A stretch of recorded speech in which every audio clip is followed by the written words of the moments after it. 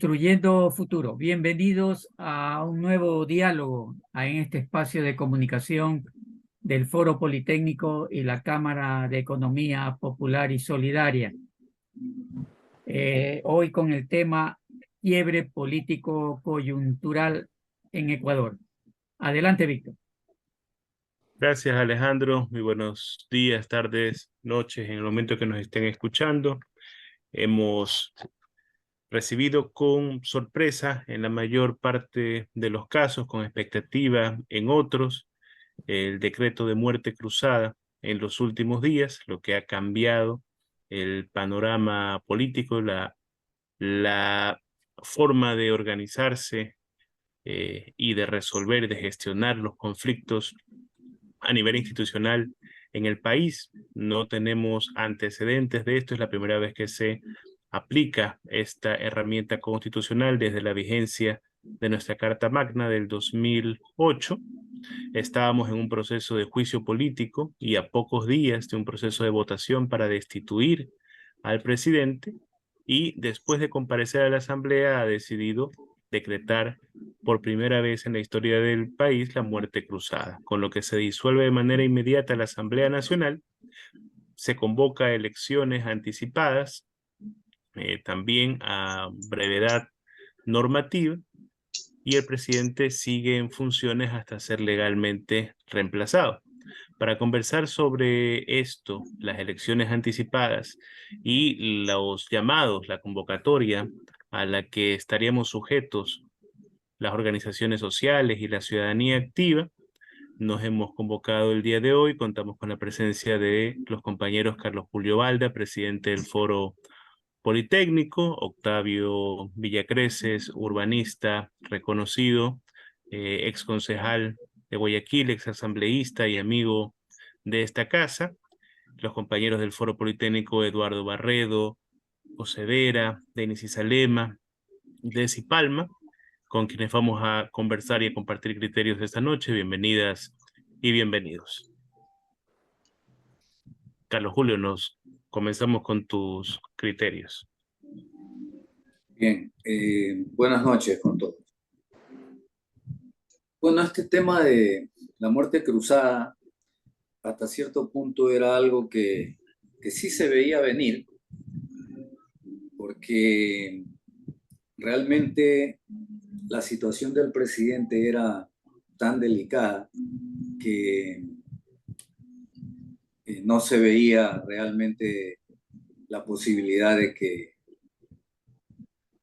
pueda salir de este problema, ¿no? Recordemos que esto viene como antecedentes, tiene pues toda una política neoliberal tendiente a tratar de entregar los bienes del Estado, las empresas públicas, a empresas transnacionales, en casos en que son negocios en marcha que perfectamente pueden ser manejados por estas empresas públicas, y que lo único que está haciendo es que esa riqueza que se está quedando siempre en los ecuatorianos, o que se estaba quedando acá, ahora iba a salir del país y se iba a las compañías transnacionales. Esa era, diría yo, uno de los principales objetivos de los gobiernos de Lenín Moreno y de Guillermo Lasso. Entonces, desde ese punto de vista, el presidente le tocó la hora de decidir: o quiere quedar como un presidente que va a quedar destituido por una asamblea nacional en un juicio político, o aplica la muerte cruzada y gobierna 6 meses más mediante decretos de emergencia, decretos leyes, en este caso, que no las puede cuestionar ninguna asamblea nacional, y que lo manejaría como ha venido manejándose en todos los sectores. Todos los sectores se han decretado una serie se han emitido una serie de decretos ejecutivos en los distintos sectores de la economía, principalmente en el sector petrolero, ¿no?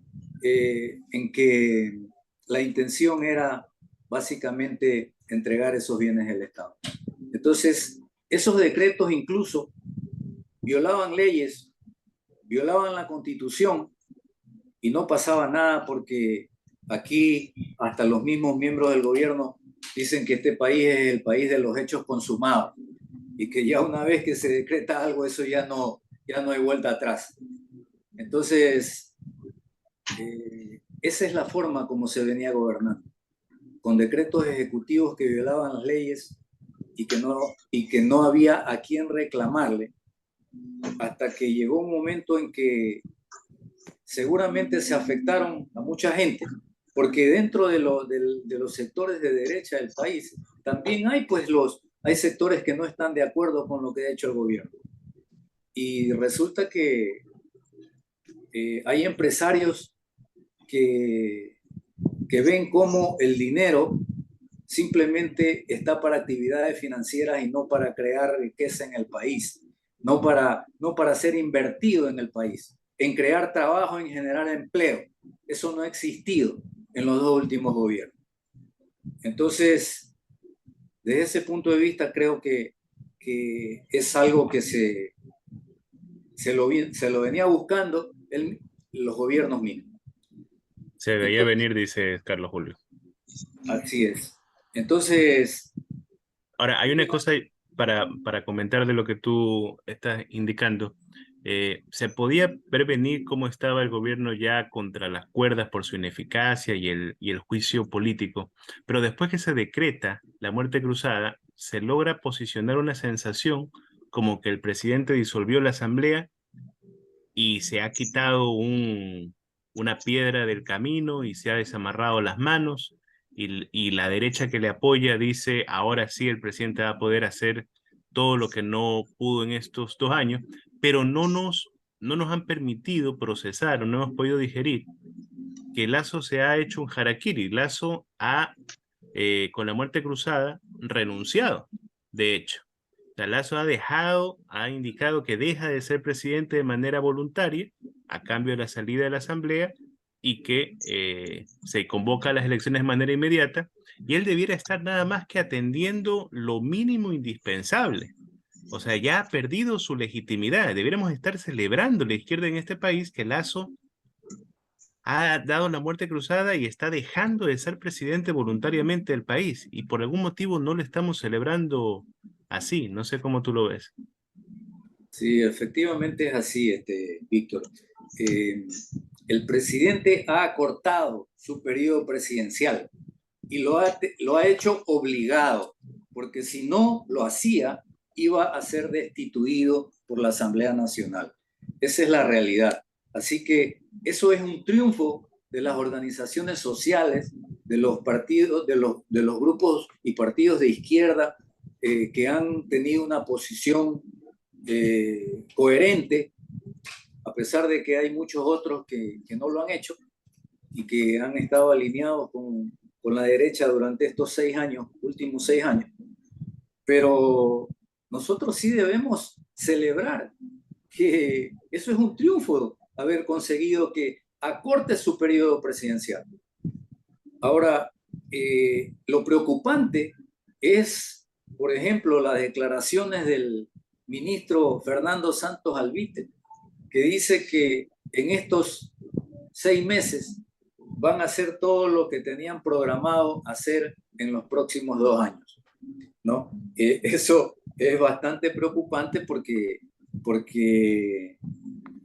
realmente lo que se pretendería hacer mediante decretos leyes serían, no podríamos esperar otra cosa más que otras adicionales violaciones a la Constitución y a las leyes, y caer nuevamente en esto de los hechos consumados, ¿no? Y utilizar a la policía, a las Fuerzas Armadas y todas las instituciones que sean necesarias para mantener vigente todas esas decisiones. Es preocupante esa situación. Entonces, en el ámbito por ejemplo, del sector petrolero, hay un tema muy avanzado. Es el tema de la refinería Esmeraldas. Eso está ya en un proceso que se inició el año pasado. Y una de las cosas que pretenderían hacer es adjudicar ese proceso a una empresa que ha comprado las bases, ¿no?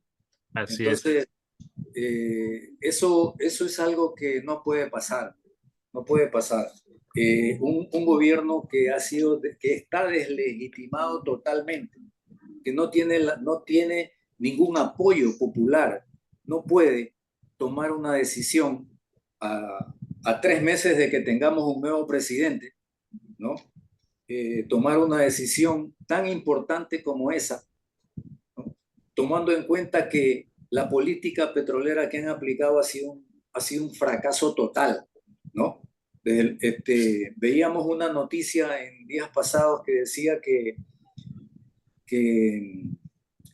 las importaciones ahorita están costando más que la producción de petróleo, ¿no? Entonces que estamos en un balance negativo y resulta que eso era algo que con un poquito de inteligencia o como dice mucha gente, 4 dedos de frente, tenía que preverse, pues, porque nunca sabemos las variaciones que tiene el precio internacional del petróleo y ahora no podemos venir a decir, que ha subido el petróleo pero que los combustibles han subido mucho más.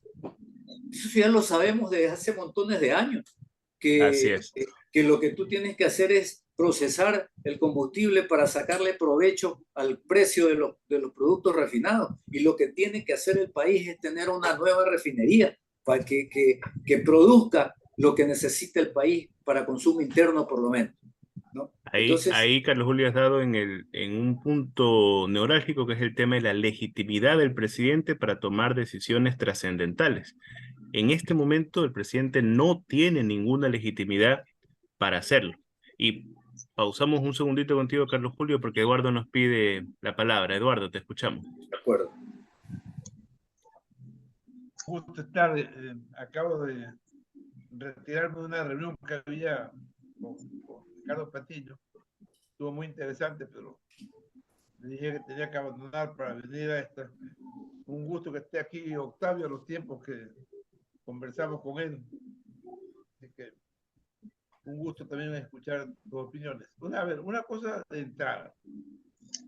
Eso de los famosos 6 meses que va a gobernar por decreto no es verdad. Eso no dice la Constitución. La Constitución dice que él gobierna por decreto hasta que se instale la Asamblea. La Asamblea es elegida el 20 de agosto y como no hay segunda vuelta para la Asamblea se posesiona creo que unos 3 semanas o algo así. Es decir, que a mediados de septiembre ya tenemos Asamblea.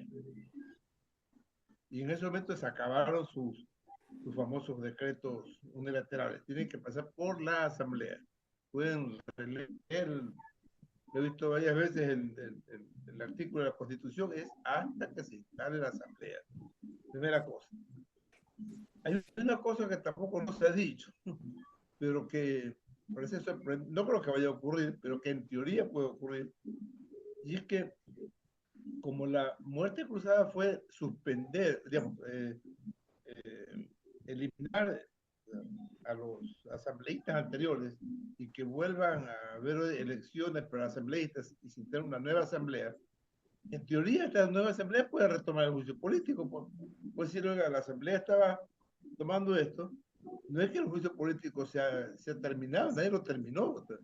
Lo único que pasó es que los jueces que eran los asambleístas, los mandaron a su casa como que estuvieran muertos, digamos, ¿no? Okay, pero ahora ya nuevos jueces, en teoría, no creo que pase, pero en teoría podrían retomar el juicio político y destituirlo a Lasso, a no ser que Lasso también salga, porque en la primera vuelta ya se elige presidente, ¿no? Entonces eso hay que ver.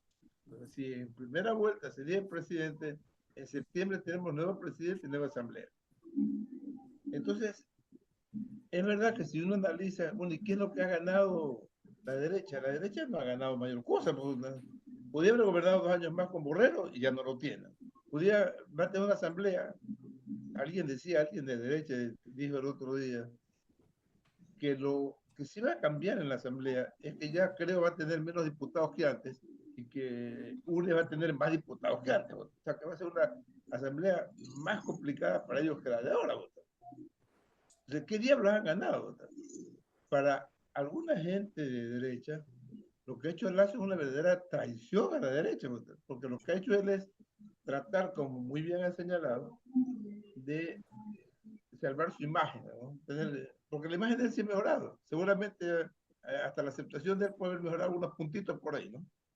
Entonces, como que hay más tranquilidad por acá, y me voy tranquilo, como chévere, no me han votado, no me han destituido, sino que me voy porque me dio la gana, ¿no? Es decir, desde el punto de vista de imagen, sí es verdad que Lazo ha mejorado, pero para el gobierno de la derecha no significa eso nada, ¿verdad? Nada. Significa tener al diablo del correísmo en 3 meses, cuando antes lo iban a tener en 2 años, y tener una asamblea más brava que la anterior. ¿Qué diablo es eso? Para mí es un acto de traición a la derecha, y yo creo que, comenzando por el señor Borrero, debe estar indignado con Lazo, ¿no? Debe estar furioso, ¿no? Realmente es así. Entonces, ahora, yo había dicho el otro día en una reunión que Lazo había cometido una estupidez, pero me corrigieron, realmente no es una estupidez, él lo que ha hecho es preocuparse exclusivamente de sí mismo, de su imagen y largarse de todas las cosas que ha hecho, ¿no? Pero eh, con una falta de solidaridad, digamos, con su clase empresarial, ¿no? Bueno, tampoco empresarial, ¿no? Entonces, realmente es un tipo absolutamente egoísta. Uno que se preocupa de su imagen y de salir así, ¿no? Pero es importante reflexionar sobre estos temas legales. O sea, la Asamblea no es que va a desaparecer 6 meses, la Asamblea desaparece en 3 meses y ya tiene casi un mes. O sea, que son unas vacaciones, más o menos unas vacaciones sin sueldo, lo que les han dado las asambleístas. Por otro lado, creo que es muy lógico, y así creo que va a pasar, que la Revolución Ciudadana va a candidatizar en los primeros puestos a los 47 asambleístas que se han mantenido con todos los errores que hayamos escuchado de ellos, pero el que se haya mantenido sin tirar la toalla, sin venderse, si es algo, si es algo relevante, ¿no? Yo creo que es algo que hay que destacar, ¿no? Entonces creo que bajo la idea de que esta muerte cruzada es inconstitucional, de hecho yo considero que es inconstitucional, no por el tema solamente por el tema de que se ha acudido a un artículo de conmoción y que no hay conmoción, sino por un hecho fundamental que lo aclaró muy bien Juan Falconi Puy, y es que eh, esa decisión de cesar a la Asamblea está impidiendo que la Asamblea ejerza su facultad fiscalizadora cuando estaba en medio de la actividad fiscalizadora. Entonces, es una interferencia a una labor que también tenía derecho la Asamblea, ¿no? Entonces, eh, se lo puede discutir mucho desde el punto de vista jurídico. Hay unos que solamente leen el artículo y la letra de la ley, pero constitucionalistas como Falconi Puy ven los principios constitucionales, la armonía de todo el cuerpo legal, ven mucho más allá, llegan a esa conclusión de que esto es inconstitucional. En el caso, eso puede ser una discusión extremadamente intrascendente, ya que la Corte Constitucional, erróneamente también la Corte Constitucional dijo de que tenía atribuciones para eso. Es una barbaridad también, una barbaridad.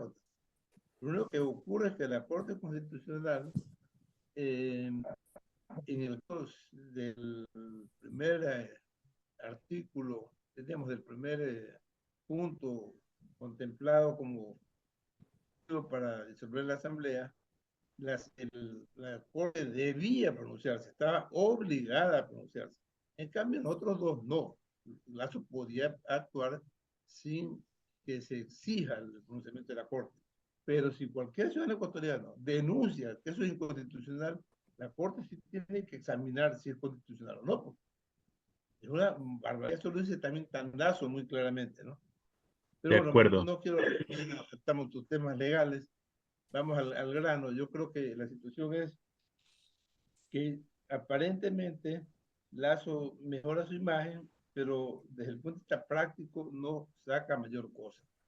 Y los famosos decretos, que va a ser un problema de estos 2 meses, se lo tendrá que tumbar la Asamblea al siguiente día que se posesione, y habrá que decirles a todos los famosos inversionistas que se olviden, porque esto no va a durar nada, ¿no? Y que no confíen en este mentiroso, ¿no? Y punto, ¿no? Yo creo que va por ahí la cosa, ¿no? Gracias. Gracias, Eduardo. Tú tocas algunos puntos súper importantes, ¿no? La deuda que nos deja la Corte Constitucional desde el proceso de juicio político, cuando viabiliza solo una de las varias causales que se habían planteado, y en esta oportunidad, cuando tenía que revisar, cuando revisó efectivamente el decreto de muerte cruzada, que se formaliza en la causal de grave crisis política y conmoción interna, la misma Corte tenía ya un pronunciamiento anterior de qué se entiende por grave crisis política y conmoción interna, y ahora decidió mirar para otro lado y validar, ¿no? No había mayor confianza tampoco o mayor expectativa en que la Corte pudiera tumbar el decreto de muerte cruzada, pero nos queda debiendo. Y esta es una Corte que los medios nos pintaron como una Corte de lujo, súper técnica, y donde hay gente que ha tenido una trayectoria política larga ahí y no necesariamente la mejor. Yo quisiera llamar la atención sobre la parte final del artículo 148, que dice que hasta la instalación de la Asamblea Nacional, tal como dice Eduardo, la presidenta o presidente de la República podrá, previo dictamen favorable de la Corte Constitucional, expedir decretos leyes de urgencia económica, que podrán ser aprobados o derogados por el órgano legislativo cuando ya entre en funciones. Pero lo clave es que son decretos leyes de urgencia económica. El espíritu aquí de la Constitución, entiendo yo, de repente hay Octavio que fue asambleísta, nos ayuda con su criterio. El espíritu aquí es que el presidente ya está deslegitimado, el presidente ha acortado su periodo. Este no es un presidente que está 6 meses más en funciones normales, ordinarias, gobernando el país. O sea, está simplemente esperando a ser legalmente relevado. No debiera meter al país en nuevos desafíos ni en grandes inversiones. Está nada más aguantando para poder pagar sueldos a los maestros, pagar sueldos a la policía, pagar sueldos a los médicos, para que no se, para que no se quede acéfalo el país. Está simplemente aguantando a que llegue el nuevo presidente. Él ha acortado su mandato. Entonces, decretos leyes de urgencia económica, si se presenta un terremoto, estalla una guerra, hay una urgencia, el fenómeno del niño, una cosa que realmente amerita, bueno, el país no se queda paralizado porque no hay asamblea. Puede hacer un decreto ley de urgencia económica.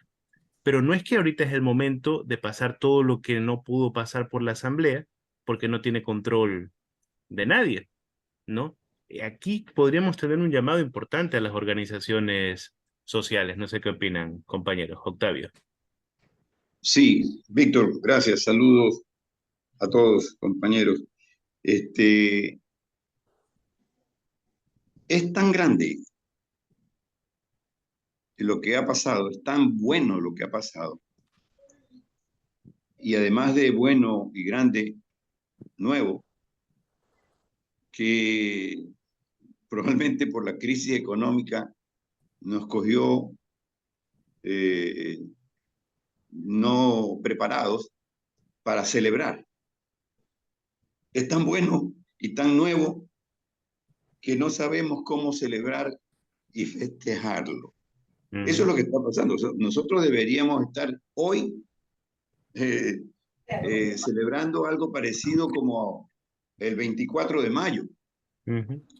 El 24 de mayo supuestamente nos libramos del yugo español y hoy nos hemos librado del yugo del neoliberalismo representado por Guillermo Lasso. Está clarito.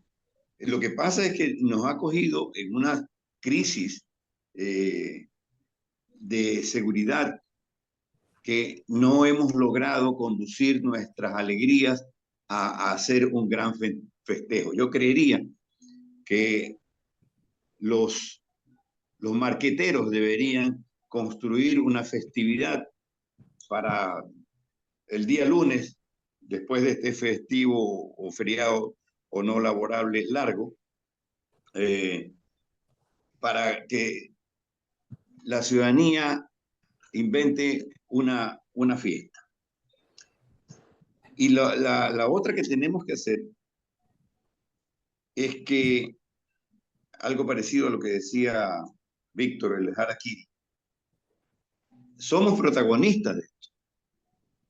Y hemos sido espectadores de lo que pasó con Lucio, con Mahawat, con Dilma Rousseff, con diferentes tintes, con Lugo, con Pedro Castillo. Y desde afuera, cuando nos ha tocado mirar desde afuera estas circunstancias, hemos dicho, es un golpe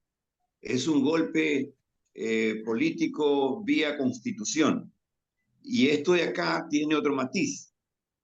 Esto es un autoderrocamiento producido por la Constitución, o sea, un autoderrocamiento constitucional. Y comparando con el harakiri, comparándolo al bicho este que tanto miedo me produce, que es el alacrán, ¿ah?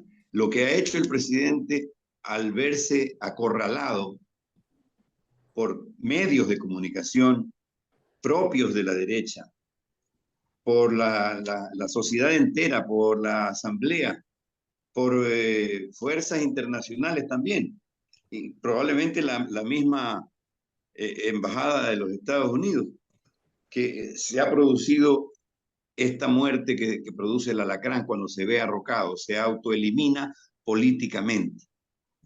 Nosotros tenemos que hacer muchas cosas para que esto quede en la historia, no como un triunfo de Guillermo Lasso, sino como un escape cobarde ante la decisión que se venía a venir de la asamblea el día sábado.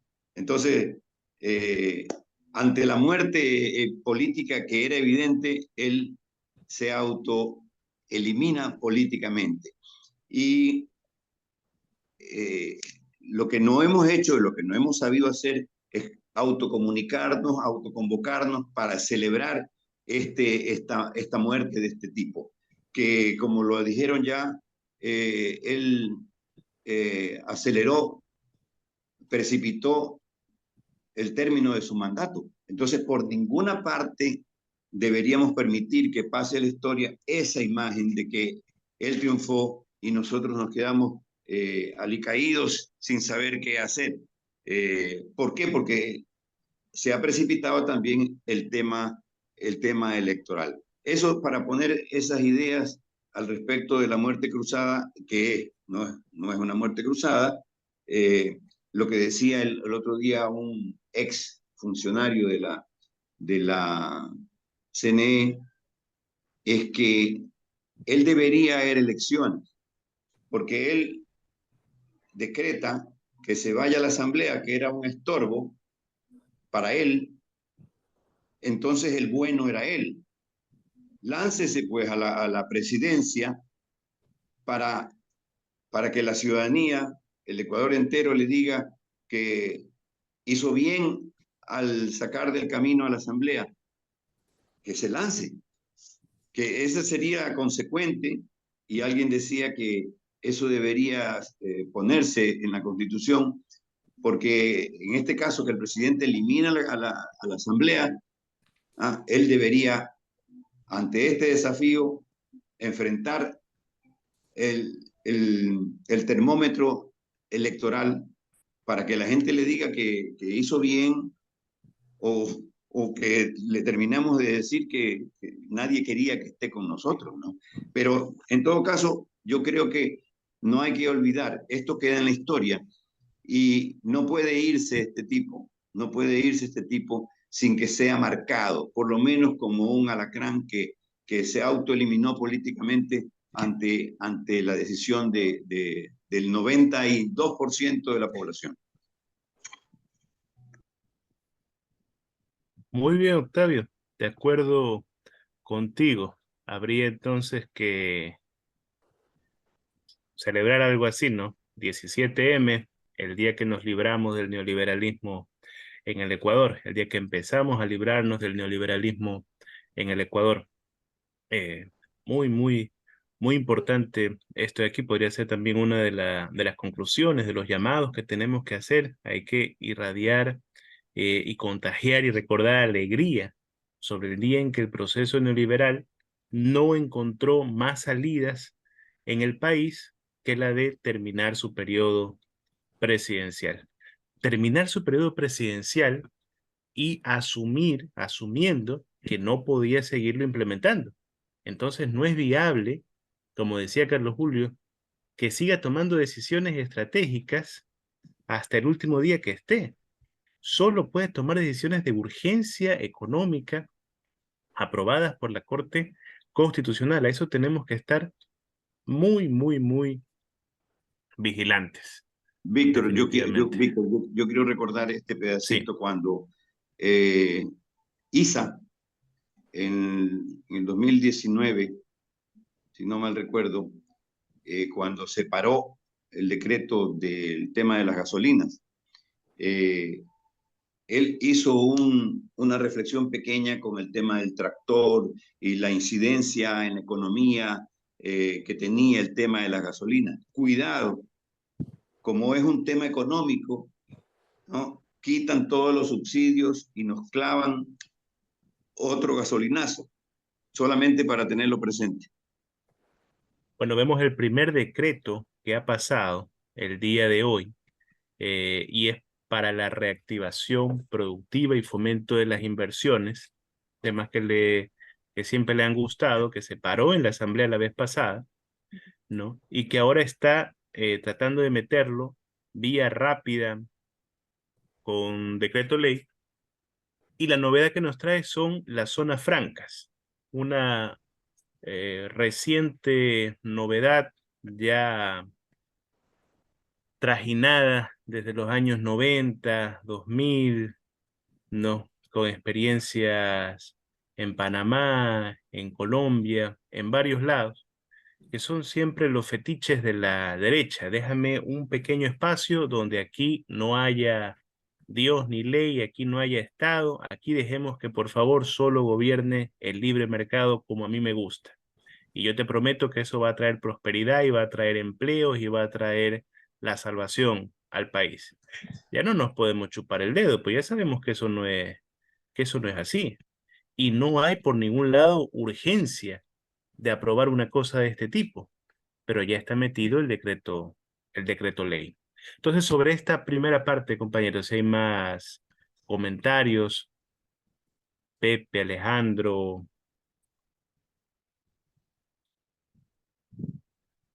¿quiénes más estamos todavía? Hola, hola. Pepe Hola, Vera, Víctor. te escuchamos. Sí, yo estaba también aquí atento, escuchando a los compañeros los criterios, las opiniones, y que son muy valederas, ¿no? En todo caso. Lo que yo creo es que, o sea, sobre el tema de la declaración de la muerte cruzada, para la mayoría o para la gran mayoría de la población, del pueblo, de la gente llana, o sea, es una esperanza, ¿no? Es una esperanza de chútigas, bueno, ya por fin parece que va a cambiar esto, o sea, por fin nos vamos a librar de este mal.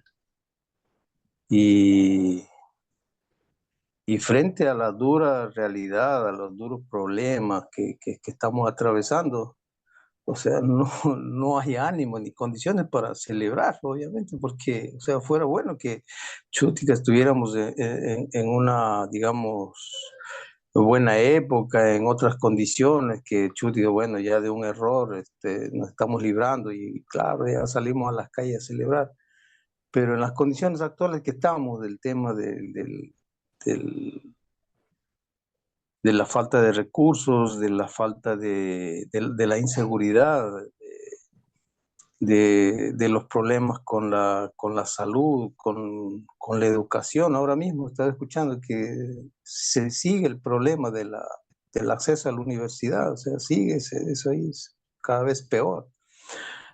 Y el calvario que tienen los chicos, los padres, las familias con eso. Entonces, en ese sentido, yo creo que, o sea, al interior, al foro interno, la gente está, digamos, eh, con esperanza de que este harakiri, como dice Octavio, que se ha producido, es, digamos, digno de celebración, pero como digo, no creo que haya las condiciones para eso. En todo caso, yo creo que la historia sí lo va a recoger. O sea, la historia lo va a recoger así en los términos que aquí se han dicho, ¿no? Sobre esta situación de que para escaparse del juicio político, el cobarde del banquero tuvo que recurrir al tema de la muerte cruzada.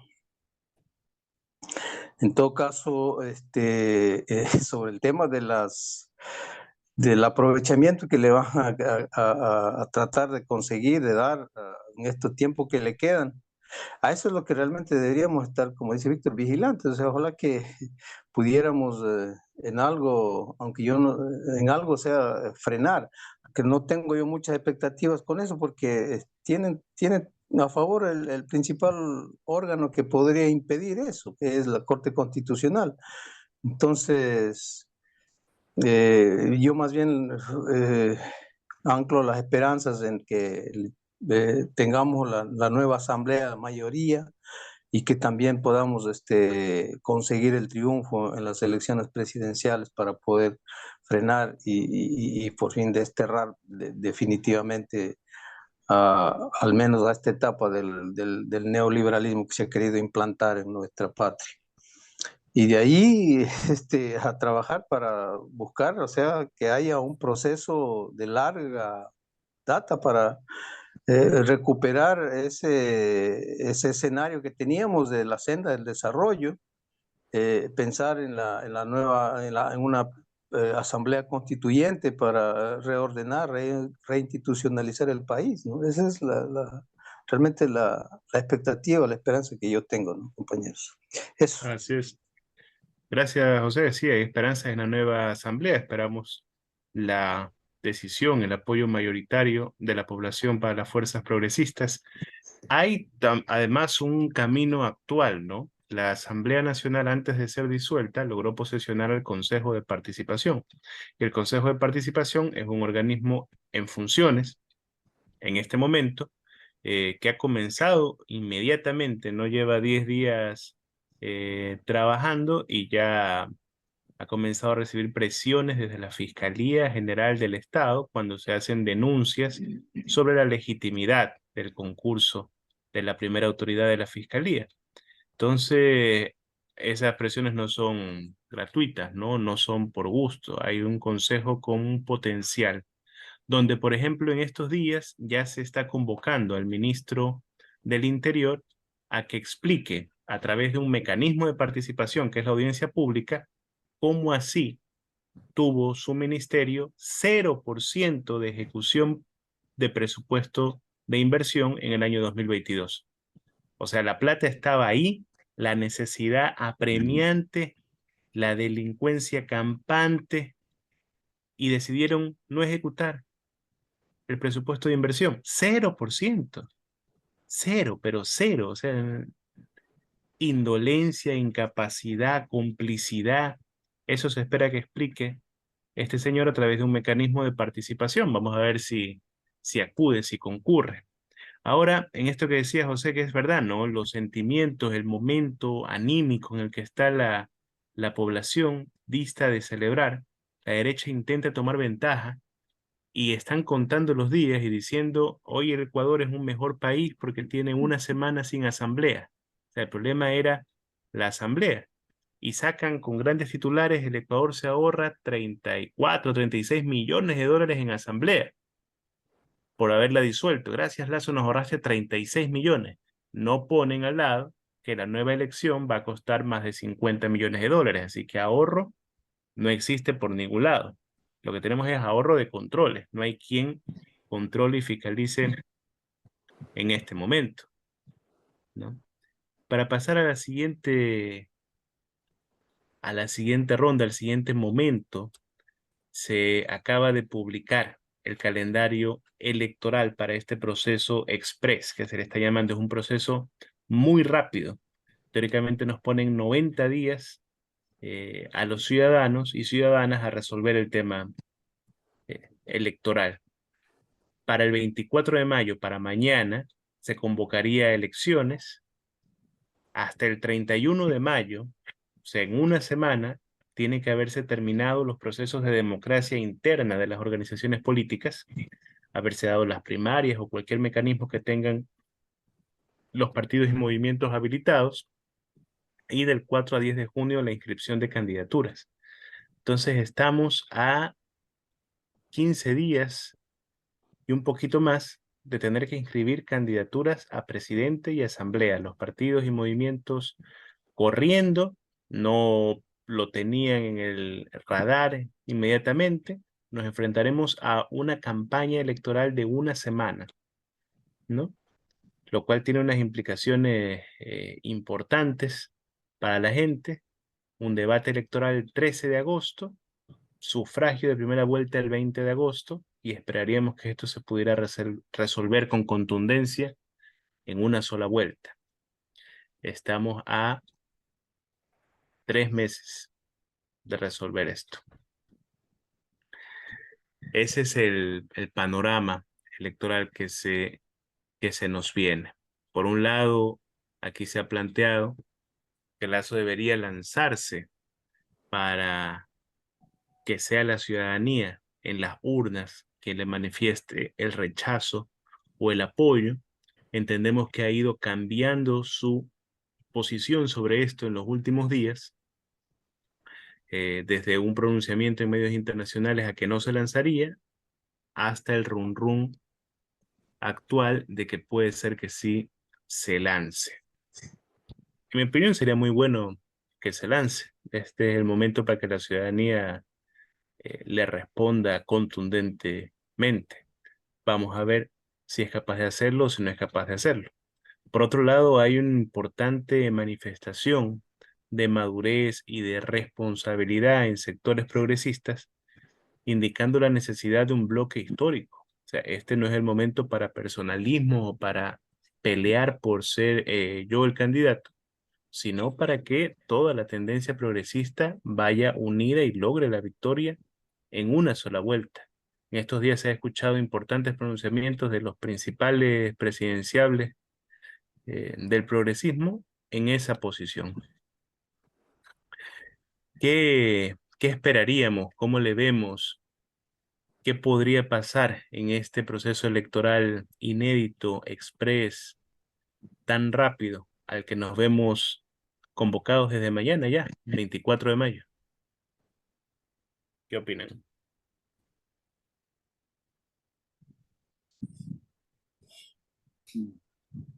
A ver, compañeros, yo creo que en estos momentos en que se necesita, como bien mencionas, Víctor, una candidatura de unidad de los distintos sectores progresistas,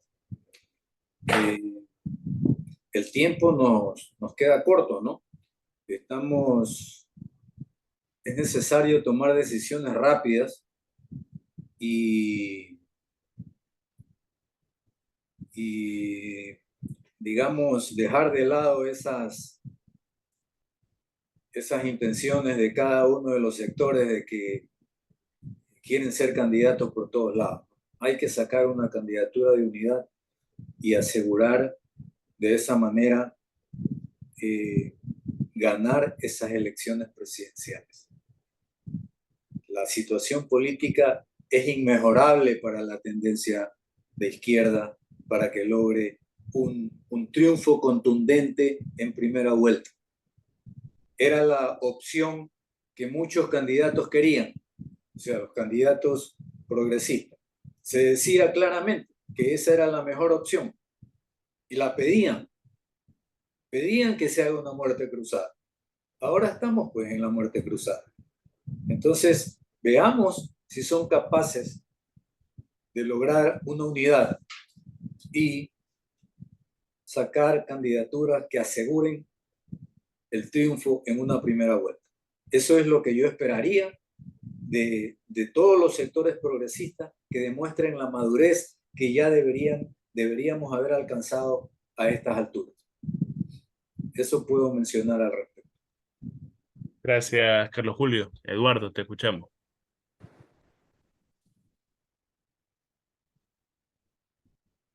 Efectivamente, lo ideal sería una candidatura de unidad que se podría lograr, pero creo que requiere un poco más de tiempo. Sobre todo el movimiento indígena, un movimiento que tiene tiempos mayores que los que tienen las organizaciones en mestizos. Ellos tienen otra mecánica. O sea, es que uno de los principios, que me parece sano, el movimiento indígena es el mandar obedeciendo. O sea, no es que ahí hay un jefe que dice esto se hace y se hace. Mucha gente cree que así, no es así. El señor Isa tiene un gran poder, una gran influencia, pero igual tiene que ver que sus bases le digan que sí, él no puede imponerse. Él no puede decir que le vaya bonito, como decía nuestro amigo. Allá es diferente, allá funciona. Entonces yo creo que en este tiempo muy corto va a ser difícil que él logre un consenso entre el movimiento indígena para lograr una candidatura de unidad con RC. Eso es muy complicado. Yo creo que lo está intentando, pero me parece. Antes la conversación esa que tuvimos con Ricardo no se pronunció abiertamente porque obviamente no puede hacerlo, pero va a entender que están en esa gestión y lo ven importante eso, pero lo ven difícil. Hay una, si no se logra eso, sino que van candidaturas independientes porque tienen que, en pocos días, la democracia interna y el partido tiene que presentar sus listas. Lo que sí se puede dar es que desde ya existe un acuerdo que se va a apoyar digamos que la RC no va a atacar al candidato del movimiento indígena de Pachacuti, ni a la inversa, ¿no? Y que el que pase la segunda vuelta tendrá el respaldo de, de la organización política que no pase la segunda vuelta. Ahora, si los dos pasan a la segunda vuelta, ya es otra cosa, pues ahí sí, ya pelean los dos, ¿no? Pero creo que eso puede ocurrir. Se dice también, por ejemplo, que inclusive las listas de asambleístas las presenten las otras organizaciones, pero que no haya ataques mutuos. El hecho de que en la asamblea se haya manejado con bastante unidad con el grupo de Pachacuti, que inicialmente eran los rebeldes y que ahora terminaron siendo los auténticos, ya nos da también la idea de que van a respetarse mutuamente y que aunque no se logre, ya te digo, en la primera vuelta un binomio de unidad, en la segunda vuelta se asegura el triunfo, que también ojalá se pueda dar en la primera vuelta, ¿no? Yo creo que se puede dar, ¿no? Pero hay que andar con mucho tino, con mucho tino. Yo creo que el movimiento más importante, me parece a mí, no sé qué opinen ustedes, es el movimiento indígena, ¿no? Creo que porque ese fue el que impidió el triunfo de Arauz. Eso está clarito. Fue el voto nulo de la Sierra Centro o Sur la que determinó el triunfo de Lazo. Eso es todo. Si eso no vuelve a ocurrir, yo creo que si no se logra en la primera vuelta, se logrará en la segunda, ¿no? también es importante insistir en el tema de la asamblea. La asamblea sí se elige se elige en agosto. Es decir, que a lo que decía Octavio de ir celebrando, quizás no podemos celebrar todavía hoy el acabose del neoliberalismo, porque a pesar que vemos que la perspectiva es que se va a caer, porque ya comenzó a caer, pero formalmente son los resultados del 20 de agosto lo que nos dirán eso. Yo creo que el 21 de agosto podemos comenzar la fiesta. Gracias. Gracias, Eduardo. Este proceso trae también o traía alguna novedad adicional. Hasta ayer se especulaba que se iba a aplicar ya la paridad de género en la inscripción del binomio. Es decir, que tenía que ser obligatoriamente hombre-mujer o mujer-hombre, presidente y vicepresidente.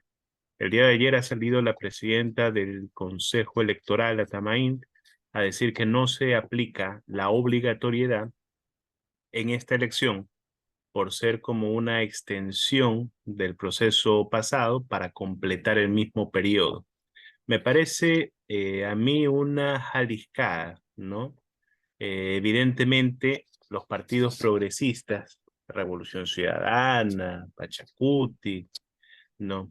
Que tienen mucha más sensibilidad con respecto a los diversos temas como la equidad de género, tienen cuadro femenino para presentar y la derecha no tiene ningún cuadro femenino fuerte identificado en este momento, listo y disponible para terciar. Entonces, le han quitado la obligatoriedad. Creo que ahí hay una oportunidad para que se presenten buenos nombres de compañeras, ¿no? Para conformar el binomio y para conformar la asamblea. Este análisis que hacían del 2021, yo también lo escuché a Andrés Arauz ayer indicando esto, ¿no? Cómo se deja de ganar o se pierde por el voto nulo en la Sierra Centro, en la Sierra en general, desde el norte hasta el centro. Yo me resisto políticamente a ver como la principal razón de la derrota esto, ¿no?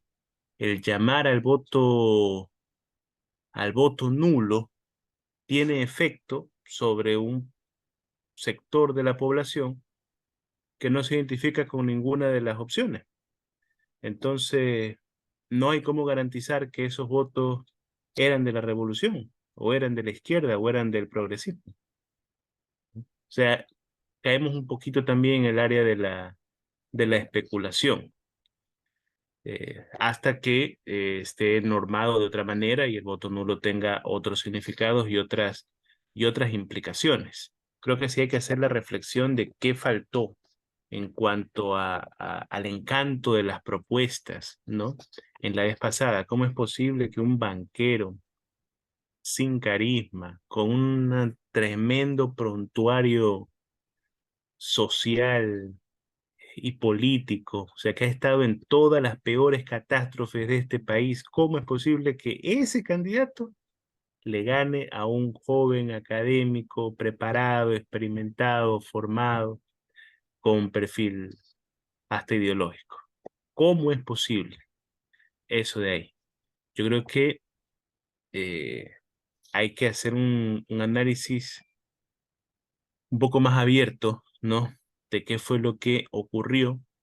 Y también el tema de la resistencia y la reacción. La revolución genera reacción, es una condición natural, pero esa reacción y esa resistencia logra aglutinarse en la segunda vuelta. Entonces, saliendo ampliamente vencedores en la primera vuelta, la segunda vuelta nos fue esquiva por poco, pero nos fue esquiva. Creo que ya tenemos con nosotros a Jenny Sangurima. Jenny, bienvenida en esta parte de Construyendo Futuro, la compañera presidenta de la Cámara de Economía Popular y Solidaria. Estamos en este momento ya conversando sobre el proceso electoral inmediato que se nos viene. Mañana es la convocatoria formal a elecciones hasta el 31 de mayo. Los partidos y movimientos deben haber tenido definido con democracia interna sus candidatos y el 20 de agosto iríamos a las urnas, elegir sí o sí Asamblea Nacional y ojalá en una sola vuelta al nuevo presidente y vicepresidente de la República hasta el 2025. Bienvenida, Jenny, y te escuchamos con tus apreciaciones. ¿Cómo están, compañeros? Muy buenas noches. Gracias, Víctor, por la bienvenida. Sí, estamos en un corto proceso electoral. Hay mucha expectativa al respecto y evidentemente tenemos muy buena luz al final del túnel con estas elecciones a futuras.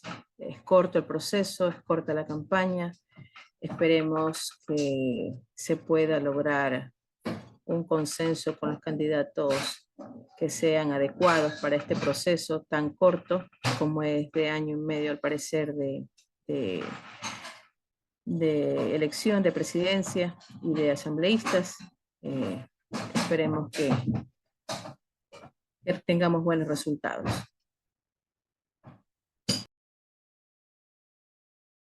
Excelente. Ahora, esperamos también estas elecciones por parte de la Revolución Ciudadana, que es el partido del progresismo con mayor presencia, contar, por ejemplo, para la Asamblea Nacional con una base de los mismos asambleístas que lograron mantenerse unidos y cohesionados durante este último periodo. 47 era el número que resonaba monolíticamente como un bloque fuerte, ¿no? Que se mantuvo hasta el final. Octavio, tu experiencia en la Asamblea Nacional, ¿cómo ves tú qué podría pasar en esta elección? Desde la Revolución Ciudadana parece que se mantienen los mismos, se pueden esperar sorpresas. ¿Cómo ves tú que viene este proceso de elección para la Asamblea? Estamos en un momento atípico y tenemos que tomar decisiones desde lo personal de un movimiento atípico, independientemente de los que vayan de candidatos a la Asamblea. Creo que hay que hacer una medición. Si yo les pregunto a ustedes levanten la manito para decirme, ¿creen ustedes que la Revolución Ciudadana Lista 5 es el más opcionado? Estoy seguro que ustedes me dirían, sí, es el más opcionado. Perdone que piense por ustedes, pero por su peso político en este momento,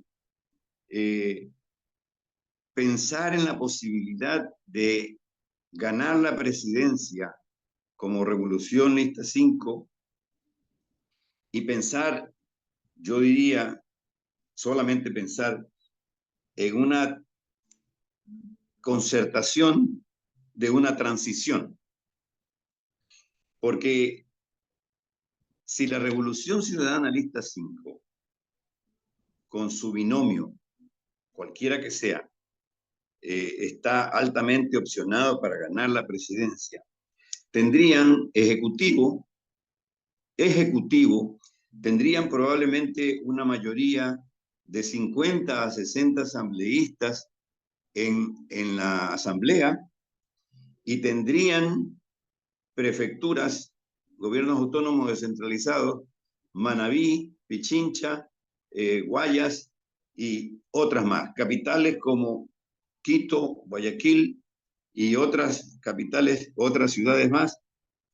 O sea, yo creo que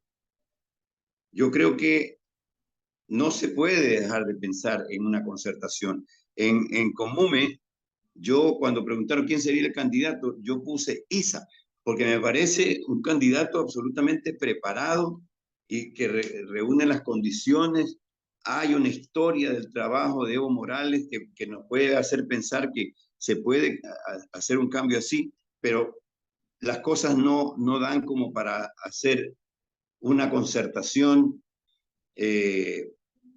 para hoy. Yo creo que debe pensarse, ojalá, una concertación para mediano plazo.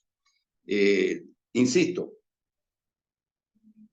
Arauz no era conocido en su tiempo y llegó donde llegó.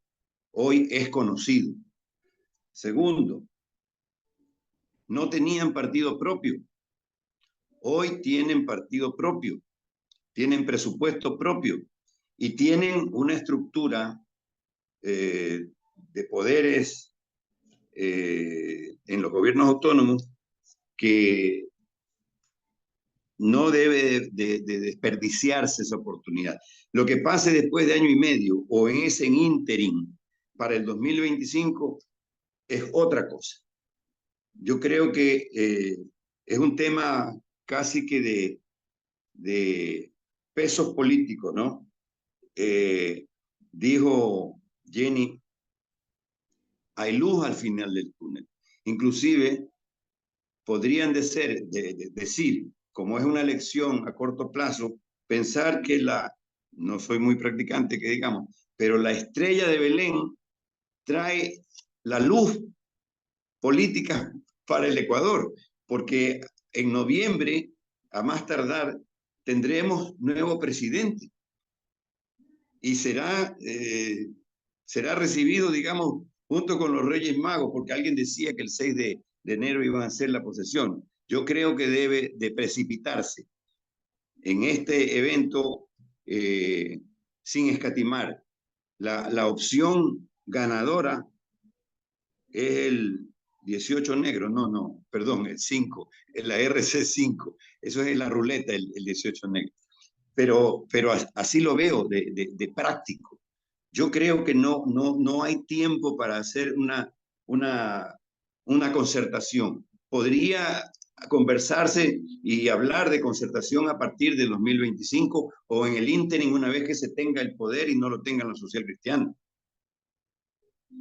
Es mi opinión. Y creo que deberíamos pelear ya declararnos en campaña, digamos. Ya estamos en campaña y cuando lancen la candidatura, indistintamente que sean Revolución Ciudadana, yo soy independiente, pero si es de contratar una murga y ponerme con una murga a celebrar la candidatura de la Revolución Lista 5, si no lo celebré en esta época, yo creo que lo debo celebrar junto con la campaña que se viene para recuperar el Ejecutivo. De acuerdo, y hay expresiones ya en ese sentido. Escuchaba en la mañana algunos comunicadores independientes también que decían, ahorita, después de esto que ha pasado, no hay medias tintas, es todo con la Revolución Ciudadana de cabeza. Vemos por el otro lado, por la orilla de enfrente, en cambio, varios nombres, ¿no? Que inmediatamente salieron a bailar a la palestra e incluso a desconocer a Lazo, ¿no? Increíble ver a un Villavicencio diciendo yo no tengo nada que ver con Lazo. Hasta la semana pasada lo defendía, pero con uñas y dientes en la Asamblea Nacional. Uno defiende así a sus hijos, a su papá, ¿no? O sea, lo defiende con pasión, con cariño, y él defendía. Y yo, esta semana ya no tengo nada que ver con ese señor. Si se lanza, allá él. Eduardo, te escuchamos. En estos procesos electorales, en la parte previa, es normal que uno se preocupe fundamentalmente de cuál es el candidato que tiene mejores opciones para ganar la elección. Es verdad eso, porque hay que ganar la elección. Pero Andrés Arauz ha insistido en algo que me parece muy importante. Tenemos que pensar no en el candidato, sino en el presidente. Tenemos que pensar cómo va a gobernar. Entonces tenemos que pensar también que si uno elige o busca o puede la persona más adecuada para ganar la elección, pero que no vaya a ser un excelente administrador, pues se gana temporalmente, pero después se fracasa en la ejecución del gobierno, y eso es lo peor. Entonces eso es una victoria de corto plazo y es a largo plazo del hundimiento, ¿no? Entonces, yo siempre he manifestado que preferible perder a ganar y después hacer un mal gobierno. Eso es el ejemplo es Moreno, ¿no? Preferible decir perder. Bueno, entonces, a lo que ves que me parece que el caso de Arauz a mí personalmente es alguien que no lo veo solamente como un muy buen candidato. Quizás no es un muy buen candidato, pero sí me parece que va a ser un muy buen gobernante. Y creo que eso es supremamente importante, ¿no? Y digo él porque yo inicialmente había pensado de que lo mejor era buscar la unidad con el movimiento indígena, pero ya veo que eso está muy complicado y me da la impresión que el candidato va a ser Arauz, me da la impresión.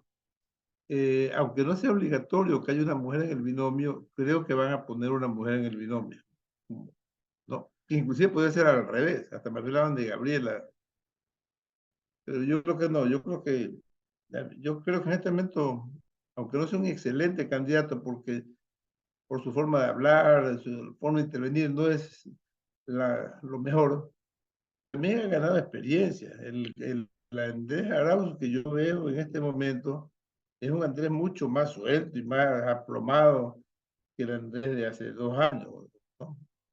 Me parece. O sea, yo lo veo mucho mejor como candidato y creo que como gobernante va a ser muy bueno. Yo creo que el gobierno va a ser mejor y debe ser mejor que el de Rafael Correa. Aunque la vara pueda ser un poco alta, pero debe ser así, porque creo que quizás no tenga todas las ejecutorias de Rafael en muchas cosas, quizás inferior, pero en cambio tiene menos defectos también. Y creo que es más conciliador. Yo tengo mucha esperanza, realmente, y ya me inclino, no sé qué hará Revolución Ciudadana, pero ya casi que estoy aceptando el hecho de que él sea el candidato y apoyarlo, y creo que sin ser como candidato una maravilla, creo que tiene excelentes posibilidades de ganar, ¿no? Sobre todo si el movimiento indígena no se pone complicado, como creo que no está el cambio de Isa y Turuchumbi, cambia las cosas totalmente, ¿no? Cambia totalmente. Ya no tenemos al Marlon Santi y a ese Ruiz y toda esa gente, ¿no? Gracias. Gracias, Eduardo. Jenny, cuéntanos, ¿cómo se ven las expectativas electorales desde la economía popular y solidaria? ¿Qué están esperando? ¿Qué expectativas se tienen? Dentro del sector hay mucha expectativa, ¿no? Hay mucha expectativa de quiénes serán los candidatos presidenciales y evidentemente hay buena, buena acogida con respecto a candidatos de la Revolución Ciudadana. Ya hemos tenido experiencias, con la experiencia esta también de la última candidatura presidenciable. El binomio fue bastante accesible, fue bastante, demostró la voluntad de trabajar con nuestro sector, e incentivar y promover, fortalecer situaciones en las cuales en otro gobierno no lo habíamos escuchado ya mucho tiempo. Nos pasó con Lenín Moreno y evidentemente fue bastante bueno. Yo quisiera aprovechar esta oportunidad para invitar a los compañeros que están a nivel nacional, que estén participando activamente en estos procesos que son tan importantes. Si no lo hacemos nosotros, evidentemente no vamos a tener un verdadero incentivo a nuestro sector, y es tan importante actualmente promover la economía popular y solidaria a nivel nacional. Y con los compañeros que vayan a estar al frente en la asamblea, también pedirles que consideren a nuestro sector en gran manera, porque estamos preparados, somos gente profesional en nuestro sector y que estamos algunos compañeros interesados en fortalecer con leyes, con normativa para que se pueda mantener este sector productivo y que no ocurran inconvenientes como ha ocurrido hasta el momento. Una desaparición, un abandono absoluto a nuestro sector, y evidentemente los únicos beneficiados han sido las grandes empresas, los grandes bancos, y eso ha mantenido al sector prácticamente al total abandono y al declive absoluto. Eso, Víctor. En verdad que es muy importante que la mayoría de las asociaciones, organizaciones se presenten de manera activa en territorio, promoviendo el sector y apoyando al quien vaya de binomio. y a los asambleístas en cada uno del territorio. Eso, Víctor, compañeros. Gracias, Jenny. José está pidiendo la palabra. Te escuchamos, José. Lo que están comentando, yo,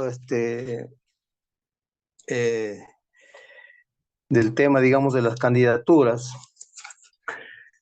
yo también, yo soy partidario de que el candidato a la presidencia tiene que ser del movimiento de la RC5, ¿no? Y también considero de que digamos, yo diría quizás indispensable, no sé si el término indispensable, pero sí muy necesario el que se busque establecer una alianza con el movimiento indígena bajo la vertiente de la CONAIE, no de Pachacuti, peor en las condiciones, en las circunstancias en las que está ahora. Yo creo que pensar en una candidatura a la presidencia del compañero Isa, creo que no están las condiciones como para eso todavía. Y,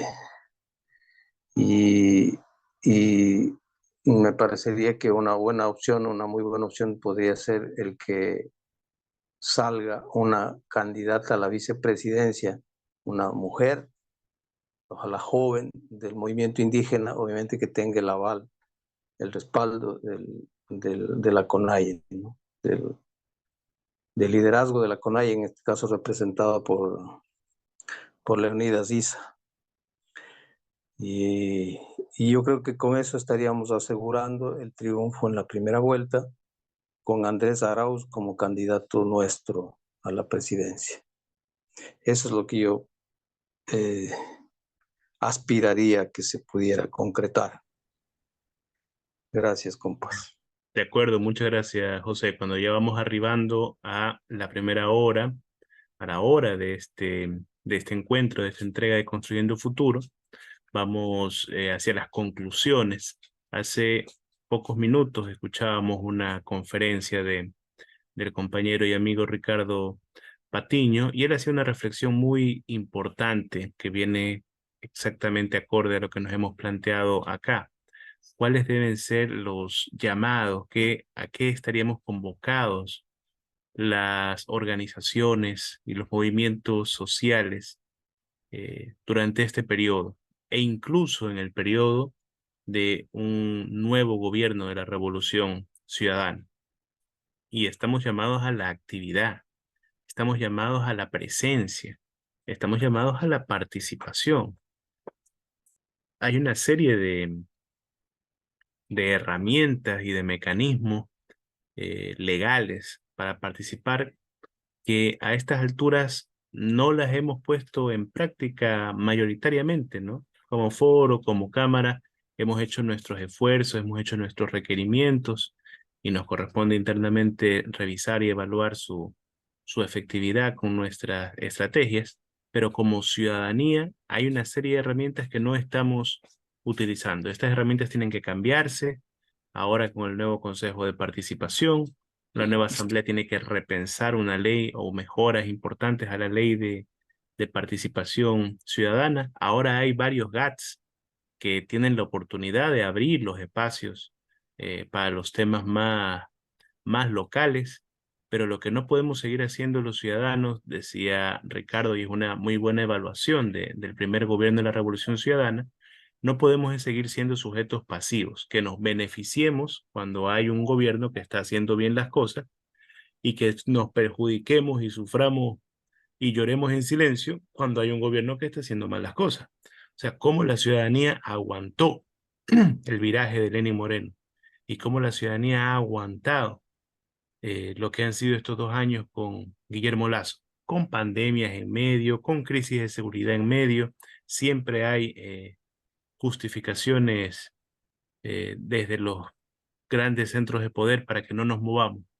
Pero ¿cómo pudimos estar tan inmóviles y permitir que pasara esto y caer hasta donde hemos caído? Con esa reflexión yo me quiero quedar y quisiera cerrar en torno a esto este encuentro. cómo nos activamos efectivamente y cómo buscamos impulsar los cambios necesarios y frenar las perversidades que podrían pasar en los próximos meses. Carlos Julio, tu criterio como presidente del foro, ¿qué pueden hacer organizaciones como el foro, y Jenny, qué pueden hacer organizaciones como la Cámara en estos meses?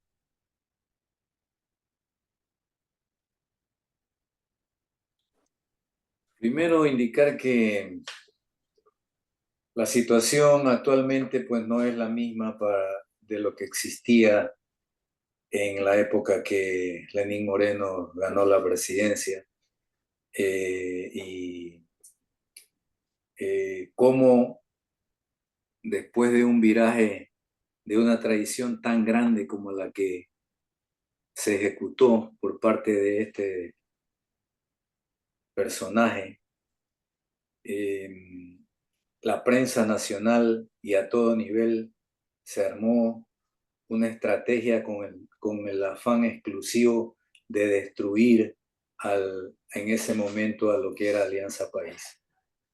Y eso en todo el transcurso del tiempo, hasta recién ahora, en la última consulta popular, diría yo que se pudo revertir.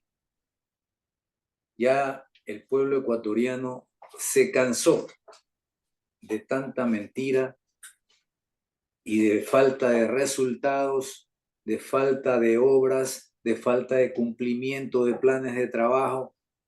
O sea, en los hechos es que se pudo revertir eso, porque la derecha no fue capaz de ejecutar un plan de gobierno y facilitó esa comparación de planes de trabajo, de ejecución de obras. Indudablemente la Revolución Ciudadana sale victoriosa ampliamente en ese balance, ¿no? Entonces, ahora la situación es distinta, ¿no? Y en definitiva, pues hay que trabajar mucho porque la derecha siempre tiene sus apoyos importantes dentro y fuera del país y los utiliza bien, ¿no? Entonces, no podemos confiarnos, y las organizaciones como nosotros debemos aportar también como lo hemos venido haciendo durante todo este tiempo, en momentos en que nadie quiere dar declaraciones, en que nadie quiere enfrentarse a un gobierno o a gobiernos que toman decisiones de atacar a las personas, incluso de alguna manera presionar a todo el mundo a través de muchos mecanismos. A pesar de eso, ha habido ecuatorianos de organizaciones sociales que se han mantenido en la lucha, y que eso es rescatable. Esos movimientos y esas personas son las que tenemos que rescatar para que participen activamente y se les dé la oportunidad. Mira tú cómo dentro incluso de UNES hubo algunos asambleístas que salieron de las filas, ¿no? Entonces, de allí que no debemos confiarnos y tenemos que programarnos para hacer una participación muy activa en estas elecciones, porque es el momento que tenemos que aprovechar, ¿no? Eso nomás. Gracias, Carlos Julio. Jenny, te escuchamos y terminamos con Eduardo. Octavio, creo que te pedir la palabra. Jenny.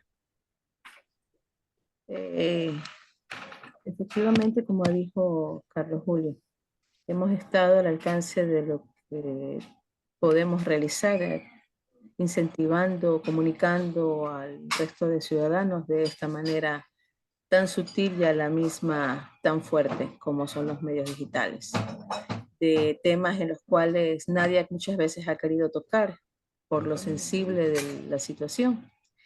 Y también estar conscientes de que Lazo ya perdió legitimidad, ¿no? Eso también es muy bueno con respecto a ver qué ocurre en los próximos días, los próximos meses que tenemos todavía en cuanto a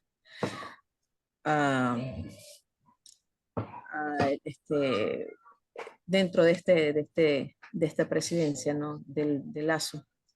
Tenemos que estar pendientes de lo que vaya a lanzar, algunas leyes ya lanzado, esperemos de que no den paso, aunque conocemos esto que ya son ley, por decreto lo denomina este señor. Y ver de alguna otra manera, estar pendientes del Consejo de Participación Ciudadana y de los GATS, Evidentemente es de la Revolución Ciudadana, pero también estamos al tanto y al pendiente de lo que ocurre en estos espacios. Y del Consejo de Participación Ciudadana, a ver si efectivamente se resuelven algunos temas mejor dicho, hace justicia a la ciudadanía. Si hace justicia a la ciudadanía con esta participación en territorio, con muchos casos que existen actualmente, ¿no? Eso, Víctor, compañeros. Gracias, Jenny. Eduardo, te escuchamos para ir cerrando con Octavio. Primero yo creo que como foro, como cámara, podemos ayudar, digamos, en este momento con propuestas, ¿no? Por ejemplo, el día de mañana el presidente del petrolero nos ha tocado para tratar las que está sugiriendo justamente, hay un memorándum del padre de Andrés Arauz, de Luis Arauz, ¿no?